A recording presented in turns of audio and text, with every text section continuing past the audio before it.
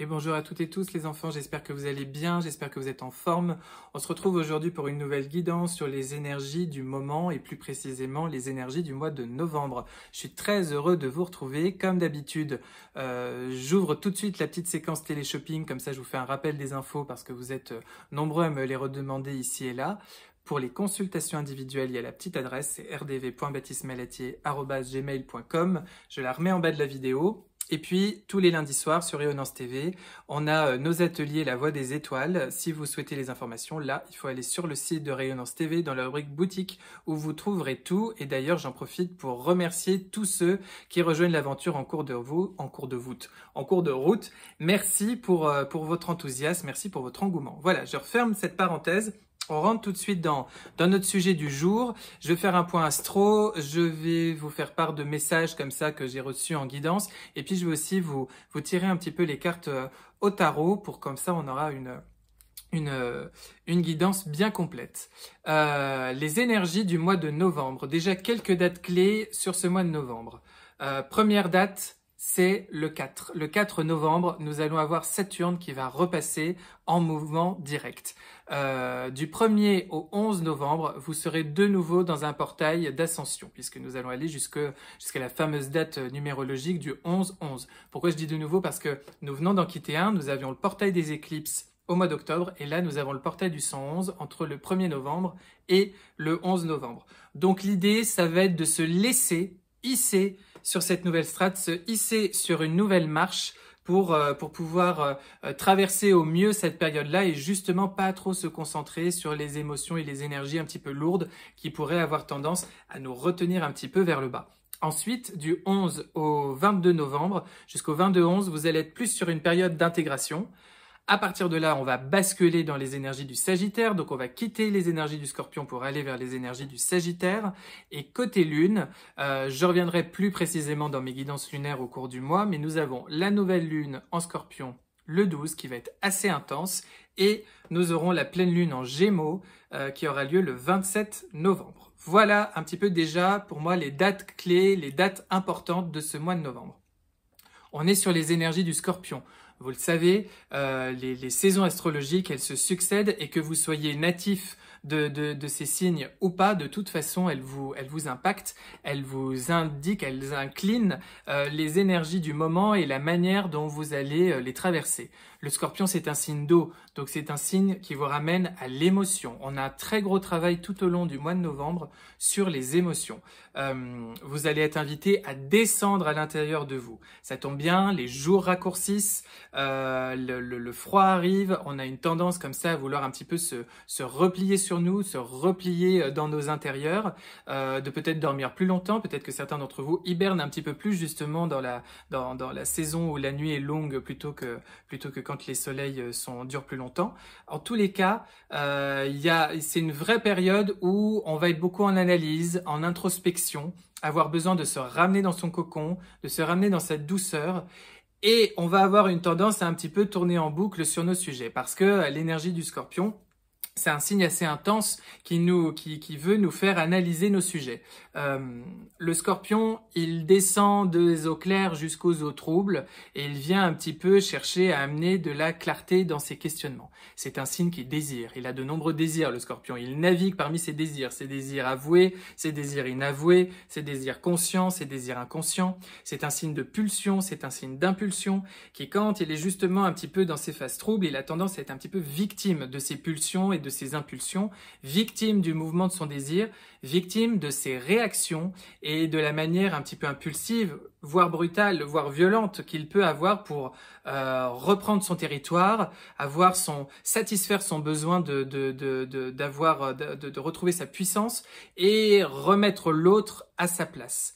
Il y a une vraie problématique de territoire qui va un petit peu nous accompagner tout au long de ce mois de novembre parce qu'avec toutes les compréhensions qu'on a en ce moment, avec toutes ces libérations que l'on a opérées en ce moment, on est extrêmement invité à toujours affiner et aller plus loin dans cette quête de son territoire, dans cette quête de savoir poser ses limites respectueuses et les imposer avec douceur, pas en petit scorpion qui pique, mais justement essayer de le faire avec le plus de douceur possible, mais ramener ses limites respectueuses pour l'autre. Bon. Le Scorpion, c'est l'alchimiste du zodiaque. Ça tombe bien parce que c'est encore et toujours, et Dieu merci, beaucoup d'alchimie qui nous est demandé d'opérer en ce moment dans nos vies. Parce que le Scorpion, justement, c'est un signe extrêmement intelligent qui vient justement transformer tout ce qu'il touche en or. Le Scorpion, il est entêté, il a une vraie force. C'est d'ailleurs un signe, on a tendance à le dire, hein, bon, le Scorpion, quand il a une idée en tête, il peut parfois aller s'enfermer dans des schémas, il peut aller se mettre dans des prisons. On a parfois le sentiment que les natifs du Scorpion, ils vivent des choses un petit peu plus compliquées que les autres.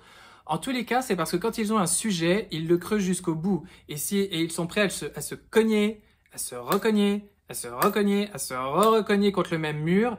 Mais parce qu'en même temps, déjà, c'est les seuls qui, dans le zodiaque, ont cette force de tenir jusqu'au bout, là où d'autres signes n'y essaieraient même pas, essaieraient un petit peu mais se fatigueraient vite, ou d'autres, dès qu'ils commenceraient à s'entêter un petit peu, choisiraient de faire autrement ou de contourner l'obstacle. Bref, le Scorpion, il a cette capacité à aller creuser son sujet, et tant qu'il n'estime qu'il n'a pas fini d'aller le creuser, il ne va pas s'arrêter d'aller le creuser. En revanche, une fois que le Scorpion a décidé qu'il a fait le tour de quelque chose, une fois qu'il a décidé qu'il en avait ras-le-bol de sa prison, de son schéma qu'il répète sans cesse, là il passe à autre chose et il a une vraie capacité à définitivement tourner à la page et à ne plus jamais revenir dessus. C'est pour ça, entre autres, que c'est l'alchimiste du zodiaque. C'est pour ça que ce mois de novembre, il est très intéressant parce qu'il va vous amener à aller observer ce qui en vous ne tient encore pas tout à fait debout, n'est pas encore pleinement aligné.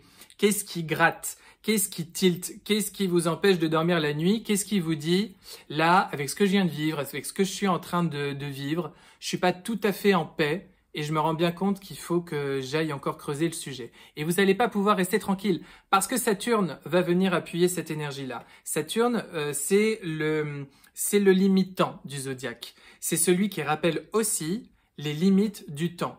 On disait que c'était le dieu Chronos avant en grec, c'est-à-dire celui qui vient vous rappeler que vous avez un temps imparti pour vivre une expérience et qui vous rappelle les dossiers que vous devez traiter dans ce temps imparti.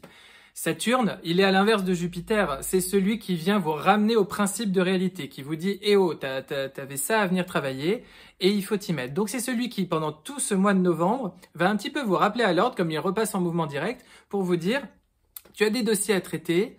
Et tu vas pas les remettre au calendrier grec, tu vas les traiter maintenant. Et avec l'énergie du Scorpion, vous aurez toute la force, toute la ténacité d'aller peut-être vous cogner, mais en tous les cas d'aller vraiment descendre en vous, dans vos eaux profondes, dans votre inconscient, au cœur de votre intimité, pour aller analyser tout ce qui se passe, analyser vos désirs, analyser vos réactions, pourquoi vous les avez eues, qu'est-ce qui en moi a été blessé, pour aller mettre de la paix, de la clarté dans tout ça et aller transformer tout ça en or. Et une fois que vous êtes libéré, le Scorpion repasse en eau claire et il devient ce signe extrêmement plaisant, extrêmement rayonnant, extrêmement charismatique et qui emporte les autres dans sa très belle énergie et dans sa finesse d'analyse. Et c'est tout l'enjeu de ce mois de novembre, c'est-à-dire qu'avec les clés de compréhension que vous avez eues récemment, et même, j'ai envie de dire, sur ces derniers mois, voire sur cette année, là, si on remonte ne serait-ce qu'à un an, vous pouvez vous rendre compte à quel point vous avez progressé. Moi, par exemple, en ce moment, j'aime bien faire le jeu de me dire, tiens, on est telle date, il y a un an, j'en étais où? Il y a un an, je faisais quoi? Il y a un an, je fréquentais qui? Il y a un an, j'avais quoi en tête? Il y a un an, je m'inquiétais de quoi? Il y a un an, j'attendais quoi? Il y a un an, c'était quoi mon objectif? Il y a un an, qu'est-ce qui me mettait en joie? Il y a un an, qu'est-ce qui animait ma journée? Il y a un an, qu'est-ce qui animait mon désir? Il y a un an, qu'est-ce qui me faisait pleurer? Il y a un an, qu'est-ce qui me rendait triste? Et de regarder la différence, le delta qu'il y a entre les deux. Vous savez, en plus, on a aujourd'hui des iPhones, des smartphones qui aiment bien nous rappeler qu'est-ce qu'on faisait à des dates comme ça. Et ça nous permet de se replonger là-dedans et de surtout être en gratitude pour le chemin qu'on parcourt et pour toute cette capacité de transformation que l'on a en nous. Bon. Rappelez-vous ne serait-ce que les émotions que vous avez cet été. Rappelez-vous ne serait-ce que peut-être les larmes, les hauts et les bas des vagues du mois d'août que vous avez pu traverser. Rappelez-vous les défis que vous avez eu à relever à cette rentrée. Rappelez-vous peut-être encore vos inquiétudes qu'il y a eu ne serait-ce qu'en ce début du mois d'octobre.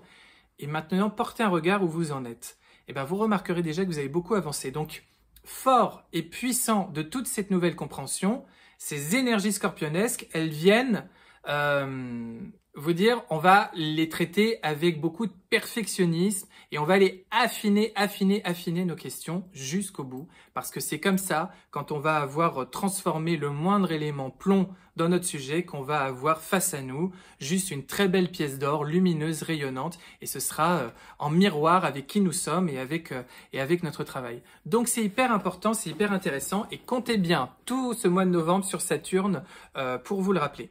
Il y a aussi un autre élément que je voulais vous parler, et c'est les astres qui me l'ont inspiré. Je pensais à l'astéroïde Chiron. C'est un astéroïde qui a son importance aujourd'hui en astrologie moderne, qu'on intègre comme ça et on l'appelle le guérisseur blessé, Chiron, parce qu'il vient faire référence à la mythologie grecque. C'est un centaure, c'est-à-dire qu'il est mi-animal, mi-divin, et il est abandonné à sa naissance, ce qui fait qu'il a déjà une blessure originelle qu'il porte en lui. Il est élevé par le dieu Apollon, qui va en faire un sage, et il va avoir ensuite parmi ses élèves et parmi ses petits chouchous Héraclès, qui un jour malencontreusement va venir le blesser. Chiron, en étant blessé, va être amené, ne va pas mourir déjà puisqu'il est Dieu, mais en tous les cas, fort de ce temps où il a le temps de souffrir de sa blessure, on dit que c'est celui qui va inventer la guérison dans la mythologie grecque parce que du coup, il va apprendre lui-même à se guérir et du coup à pouvoir guérir l'autre. Là où c'est intéressant pour moi, Chiron, c'est qu'il vient représenter le guérisseur blessé que nous pouvons être, c'est-à-dire celui qui a une blessure originelle, qui de cette blessure a commencé du coup à venir réfléchir, conscientiser ce que représentait sa blessure, pourquoi il l'a eu, à essayer d'apprendre à vivre avec sa souffrance et à composer avec elle, à s'aménager son espace de vie avec elle, et qui du coup va être en capacité d'aller aider l'autre, d'aller guérir l'autre, même avant qu'il se soit guéri de sa propre blessure. Ça nous ramène à cette capacité que nous avons de traverser certains événements de la vie, de souffrir de certaines choses, et qui pour autant, on va quand même être en capacité, parfois bien mieux qu'avec nous-mêmes, d'aller guérir l'autre grâce à cette blessure qu'on aura traversée, grâce à toute cette compréhension, à toute cette empathie, à toute cette sensibilité qu'on aura développée au travers de cette souffrance, au travers de l'émotion qu'elle aura suscitée en nous. Et ça, c'est hyper intéressant, mais ça nous invite aussi à nous dire, là, en ce moment, enfin, on essaye de venir vous dire côté galactique, c'est le moment de faire un Chiron inversé. C'est-à-dire que, bah oui, c'est très bien, c'est-à-dire que vous avez pu très souvent aider les autres, réconforter les autres, soutenir les autres, conseiller les autres, soigner, guérir, bref, vous avez compris, apporter lumière, éclat, joie, etc. aux autres, parfois bien sur des sujets où vous-même vous vous êtes cogné, vous-même où vous êtes blessé. Et pour autant, maintenant, c'est un petit peu le moment, enfin, de reconnaître avec gratitude toute l'étendue de votre parcours, toute la force que vous avez en vous, toute cette ténacité que vous avez eue en vous, et en même temps de vous dire, bah maintenant, j'ai bien aidé les autres, mais c'est enfin moi, sur ma propre blessure, que je vais maintenant me concentrer, et je vais maintenant me montrer acteur profond de ma guérison à moi. Et en retombant, en repensant à Chiron l'autre jour, j'ai vraiment entendu, et ben là, en ce moment, il faut le faire le Chiron pour soi. C'est-à-dire qu'enfin, c'est bon, Chiron a bien aidé les autres. Vous l'avez fait, ça a servi votre évolution spirituelle, ça a servi votre parcours, ça a soutenu votre personnalité, ça vous a défini dans ce monde. Mais maintenant, il est temps de vous donner cet amour, ce respect profond, et d'être profondément à l'écoute de chacune de vos blessures, et de profiter de ces énergies très précises du Scorpion pour venir finement aller régler tous vos dossiers et pour aller profondément et avec beaucoup d'amour vous apporter cette guérison et ce soin que vous méritez. Et ce mois de novembre, il est particulièrement, je trouve, marqué par cette énergie-là. Parce que c'est très important. Parce que le but du Scorpion, et c'est pour ça que je continue mon analyse avec lui, le but de l'énergie du Scorpion, c'est de lâcher prise. Chaque signe astrologique a son parcours, revêt d'un parcours initiatique et a sa quête, à son objectif. L'objectif du Scorpion, c'est de lâcher prise. Justement, il a beaucoup de mal à lâcher, le petit Scorpion, et pour autant, toute sa vie est amenée à enfin lâcher et à accepter de suivre le mouvement de ses émotions et à se laisser porter par ses vrais désirs, par ses vraies envies et à les accepter complètement. Et à laisser du coup la vie lui apporter ce qui correspond en miroir à ses heureuses vibrations. Votre objectif de ce mois de novembre, c'est d'aller finement traiter vos dossiers avec beaucoup d'amour, peut-être enfin vous mettre à penser à vous et lâcher. Parce que ces derniers temps, vous avez aussi été amené à poser pas mal d'intentions, à avoir beaucoup de prières, de souhaits pour vous, pour les autres, pour votre vie, pour ce qui va arriver maintenant dans ce monde et dans ce nouveau monde qui est petit à petit en train de se mettre en place. Et c'est peut-être enfin le moment avec le Scorpion d'apprendre à lâcher prise. Vous savez, c'est-à-dire que dans la prière, vous posez votre attention, vous vibrez, vous faites le travail, vous faites votre part du travail, vous le faites bien, vous le faites avec un certain perfectionnisme. C'est-à-dire que vous veillez à ce qu'il n'y ait pas encore des choses qui vous entachent et qui vous empêchent justement de pouvoir accéder à ce nouvel état vibratoire. Et puis après, vous lâchez prise et vous faites confiance à l'univers qui va redessiner la pièce de théâtre pour vous amener justement à pouvoir expérimenter ce que vous avez décidé. Et d'être déjà dans la gratitude de ce qu'il va vous amener, mais d'être aussi, parce que parfois on oublie, d'être dans la gratitude de toutes les prières qui n'ont pas été exaucées parce que vous vous êtes rendu compte, en fait, au fur et à mesure de votre évolution et de votre expérience, que c'était pas tout à fait pour vous, que c'était pas exactement votre chemin et que autre chose vous attendait, souvent mieux et bien plus aligné avec votre chemin d'âme. Donc tout ça, c'est un petit peu le paysage énergétique de ce mois de novembre, parce qu'après ce lâcher-prise, on arrive vers le Sagittaire en fin de mois de novembre, et le Sagittaire, c'est l'explorateur du zodiaque, c'est celui qui du coup repart dans le feu, puisque c'est un signe de feu, qui bande son arc comme ça, qui le pointe vers les étoiles, qui le pointe vers un objectif. Pour le Sagittaire, rien n'est impossible, et peut-être au contraire, c'est parce que c'est impossible qu'il va le tenter, et vous allez un petit peu être amené à aller viser plus haut, à aller plus loin, et à mettre en cette fin d'année de beaux idéaux sous votre sapin de Noël, et de jolis souhaits pour ouvrir le bal de l'année 2024. Cette fin d'année 2023, elle peut être assez intense émotionnellement, elle peut être assez brutale dans les actualités. C'est pas la première fois qu'on peut avoir une fin d'année où il se passe pas mal de choses et pas mal d'événements dans les actualités. Le tout va être de se ramener à sa propre vibration, à sa propre lumière, à sa propre verticalité et à de la douceur. À se ramener vers cette douceur. Les jours raccourcissent. On a tendance à allumer le feu dans la cheminée, à mettre des bougies, à mettre des guirlandes, à allumer ces petites lumières, bref, à allumer de la lumière dans son intérieur. Rallumer de la lumière dans votre intérieur dans cette fin d'année 2023. Ça va être extrêmement important parce que cette fin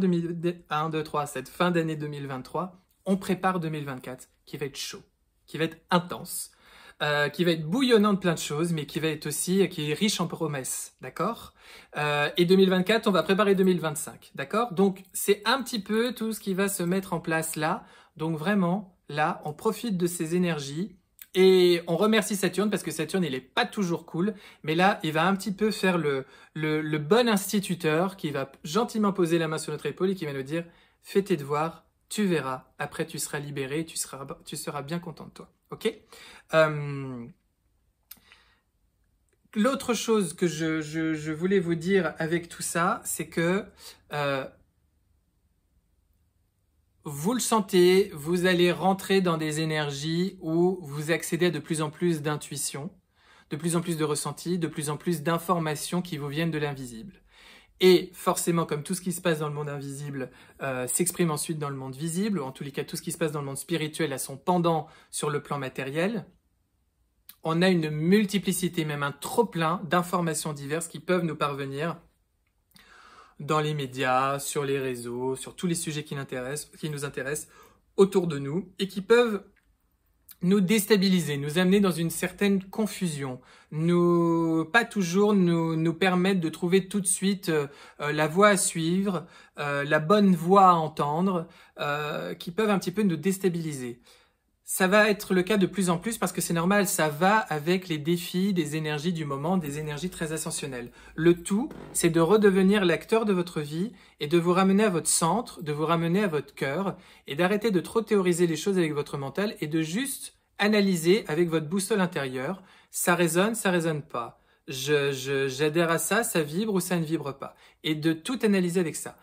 Je vous en ai déjà un petit peu parlé de ce phénomène-là, mais on continue d'insister là-dessus en ce moment parce que ça va être extrêmement important pour bien, encore une fois, naviguer dans les énergies du moment. Rappelez-vous que vous ne faites croître que ce sur quoi vous portez de l'attention. Donc, conscientisez les choses sur lesquelles vous portez de l'attention parce que ce sont les graines qui deviendront des plantes, qui demain deviendront des arbres. Bref, vous avez compris, c'est ce sur quoi vous allez ensuite activer un phénomène de croissance dans votre vie. Donc c'est extrêmement important de bien se ramener à ça et de bien se ramener à ce choix de la vibration que l'on choisit de poser. Il y a aussi, et enfin dans les énergies du mois de novembre, et là aussi ça va avec le côté très alchimisant et analytique du Scorpion, c'est que vous ne pouvez pas toujours, vous êtes invité de plus en plus à ne pas, à quitter vos statuts de victime, à bien des égards, dans votre vie. Vous ne pouvez pas toujours vous reposer sur le phénomène extérieur auquel vous vous sentez victime ou que vous avez eu l'impression de subir.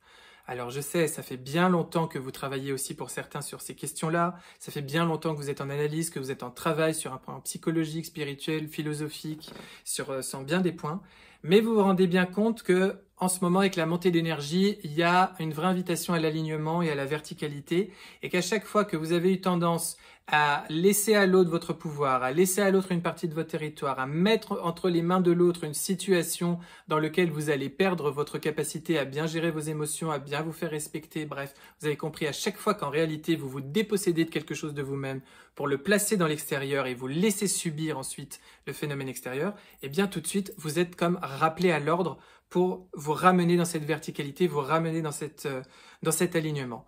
Parce que vous devenez des êtres de plus en plus puissants, vous devenez des êtres qui montent de plus en plus en vibration, et parce que c'est très important, parce que les nouvelles énergies font que vous manifestez de plus en plus vite autour de vous, donc c'est pour vous amener justement à ne pas manifester des choses qui ne vont pas aller dans votre sens, mais aussi pour vous aider à quitter toujours plus les enfants intérieurs blessés pour devenir justement les adultes qui prennent par la main leurs enfants intérieurs blessés, qui les guérissent, justement ce retour vers soi de la guérison assez profond, assez intense, toujours plus loin, et justement enfin changer ces schémas et passer à autre chose. Le fait que Saturne repasse en mouvement direct à partir du 4, ça marque aussi astrologiquement un moment où on va lâcher des anciens karmas, des anciens cycles, des anciens schémas qui n'ont plus lieu d'être, que vous avez bien travaillé, bien traversé, et vous allez passer à un nouveau chapitre. Donc allez vraiment vers ce nouveau chapitre.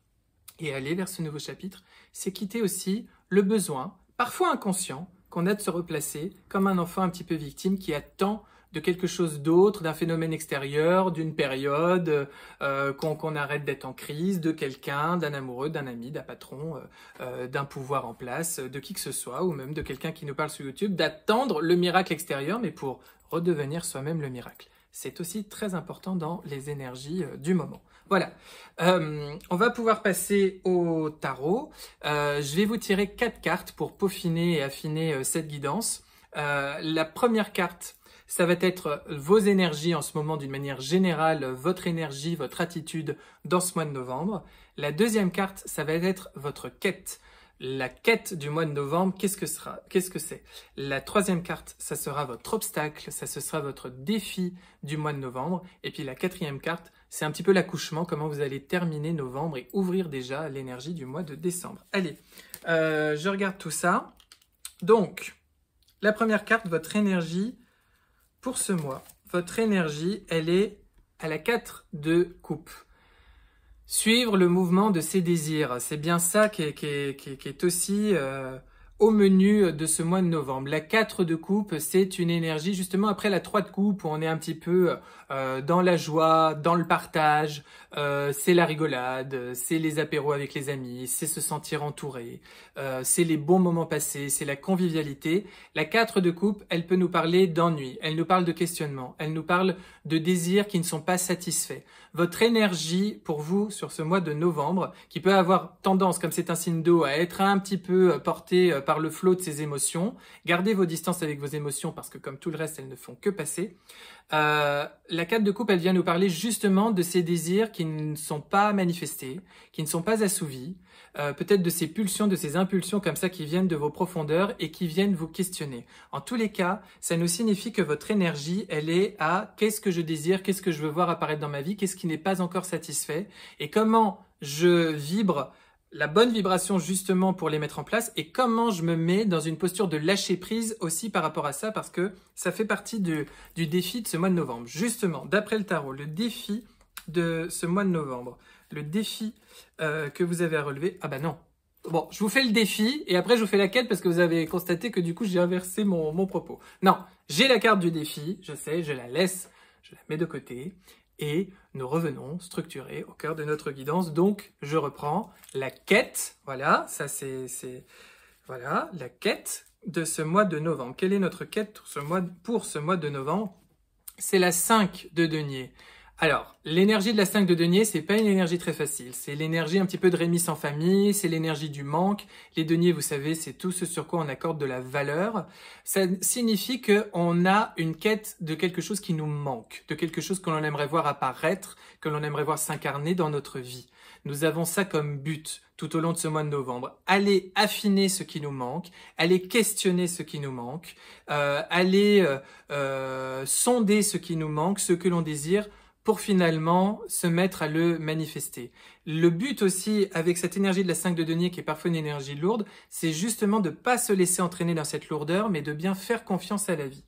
Le défi à relever, c'est le pape, justement. Ben voilà, ça se suit parfaitement. Le défi à relever, c'est avoir foi. C'est avoir foi en l'existence, c'est avoir foi au timing de l'existence. Je vous ai dit que Saturne jouerait un rôle important sur ce mois de novembre puisqu'il repart en mouvement direct à partir du 4. Et Saturne, c'est Chronos, c'est le temps. C'est faire confiance au temps, faire confiance au timing, faire confiance à l'invisible, faire confiance à ses guides, faire confiance à sa reliance avec le grand tout, faire confiance à sa reliance avec l'univers, faire confiance à ses énergies, en sa vibration, en sa capacité de tout transformer en or, en sa capacité de rendre tout possible, en sa capacité que nous avons en tant qu'humains qui allons de plus en plus monter en énergie et nous raccorder à notre divinité intérieure, de pouvoir tout transformer.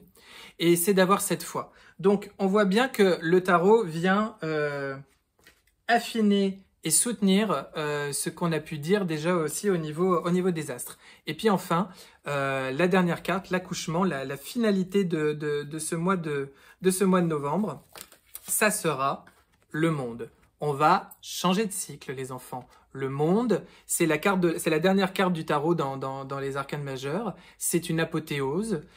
C'est l'idée que nous avons tous les outils, que nous avons terminé notre parcours initiatique et que nous pouvons entamer un nouveau chemin fort de ce que nous avons accompli, fort de ce que nous avons compris, fort de ce que nous avons intégré. Pour moi, ce mois de novembre, il y a un vrai... Si je le résume, vous allez être traversé par pas mal d'émotions. Ces émotions, c'est comme une espèce de jeu de piste pour vous permettre de vous analyser et de traiter correctement vos dossiers à traiter qui restent encore un petit peu sur le coin du bureau. Ça va peut-être parfois vous amener dans des choses un peu plus lourdes ou dans des vagues à l'âme. Il va falloir se laisser hisser par les énergies ascensionnelles qui vont pas mal être là dans le mois de novembre pour justement vous dire ce n'est que des émotions, ça passe, je les traverse et je me laisse porter justement par des énergies plus douces, par des énergies plus hautes et en tous les cas je me recale à ce niveau-là pour justement me permettre de traverser tout ça avec grâce et pas trop me laisser embourber dans cet ennui, dans cette frustration de ne pas voir mes désirs satisfaits, mais me dire justement, les désirs insatisfaits sont probablement les désirs que je vais satisfaire demain. Parce que votre quête, c'est de vous sentir complet, justement.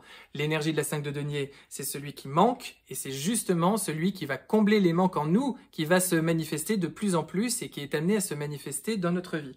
Du coup, notre défi, notre petit obstacle, c'est d'apprendre malgré tout à avoir foi, à venir tester notre foi, éprouver notre foi et avoir confiance en la vie, en ces cycles, en cette fin de cycle qu'on est en train de traverser et en ce tout nouveau cycle qui va s'ouvrir, puisqu'encore une fois, ce mois de novembre, plus que jamais, nous serons invités à être les grands alchimistes de notre vie.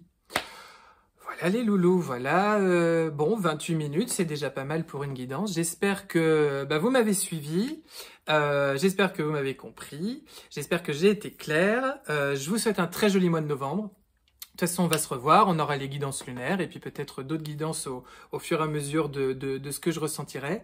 Prenez grand soin de vous.